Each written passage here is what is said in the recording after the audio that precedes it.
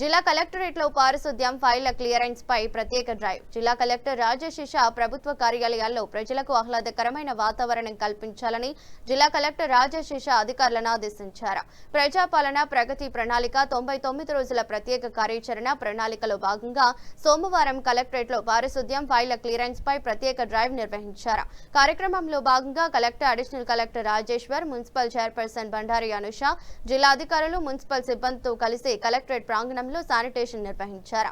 అనంతరం కలెక్టరేట్ లోని DPRO, treasury, RGO, CPO కార్యాలయాలను సందర్శించి అధికారులకు పారిశుద్ధ్యం ఫైళ్ల నిర్వహణపై పలు ఆదేశాలు జారీ చేశారు. అనంతరం మాట్లాడుతూ ప్రభుత్వ కార్యాలయాల్లో పరిశుభ్రత, పెండింగ్ లో ఉన్న ఫైళ్లను సత్వరమే పరిష్కరించడం ఈ డ్రైవ్ యొక్క ముఖ్య ఉద్దేశమన్నారు. ప్రతిరోజు అధికారులు కనీసం 1 నుండి 2 గంటల సమయాన్ని తమ కార్యాలయ ప్రాంగణాల శుభ్రతకు కేటాయించడం జరుగుతుందన్నారు. కార్యక్రమంలో ఆర్జీఓ శ్రవంతి, మున్సిపల్ కమిషనర్ రాజు, కౌన్సిలర్ శ్వేత, జిల్లా అధికారులు, సిబ్బంది ఉన్నారు.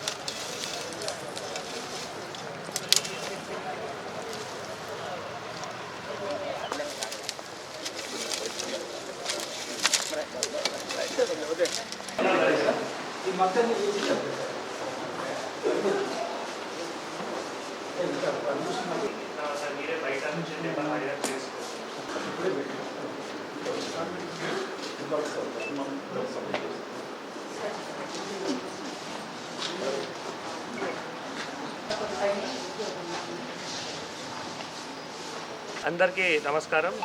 ఈరోజు ప్రజాపాలన ప్రగతి ప్రణాళిక సందర్భంగా మళ్ళీ మనం కలెక్టరేట్లో ఈరోజు క్లీన్లీనెస్ యాక్టివిటీ కానీ, దీంతోపాటు మళ్ళీ ఫైల్స్ క్లియరెన్స్ యాక్టివిటీస్ కానీ అవి అన్నింటిలో కూడా పాల్గొనడం జరిగింది. నాతో పాటు మరి మున్సిపల్ చైర్పర్సన్ గారు బండారి అనుష గారు, స్థానిక కౌన్సిలర్ గారు, ఏసీఎల్బీ గారు, మిగతా అందరూ జిల్లా అధికారులు కూడా పాల్గొన్నారు. సో ముఖ్యంగా నేను అధికారులు అందరికీ ఏం ఆదేశాలు ఇవ్వడం జరిగింది అంటే, ప్రతిరోజు వారు ఒక 1-2 అవర్స్ ప్రత్యేకంగా వాళ్ళ ప్రిమైసెస్ క్లీనింగ్ పైన ఫోకస్ చేయాలి.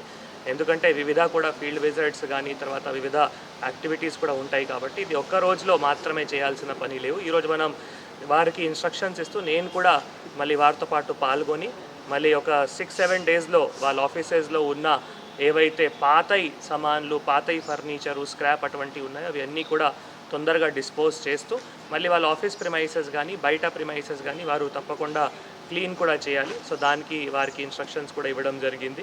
దీంతోపాటు ఫైల్స్ కూడా ఏవైతే ఉన్నాయో ఫైల్స్ కూడా మళ్ళీ ఆఫీసెస్లో అక్కడికి అక్కడ పెట్టకుండా మళ్ళీ రికార్డ్ రూమ్లో లేదో ర్యాక్స్లో అట్లా వారు క్లియర్గా మరి ఫైల్స్ కూడా స్టోర్ చేయాల్సిన అవసరం ఉంటుంది.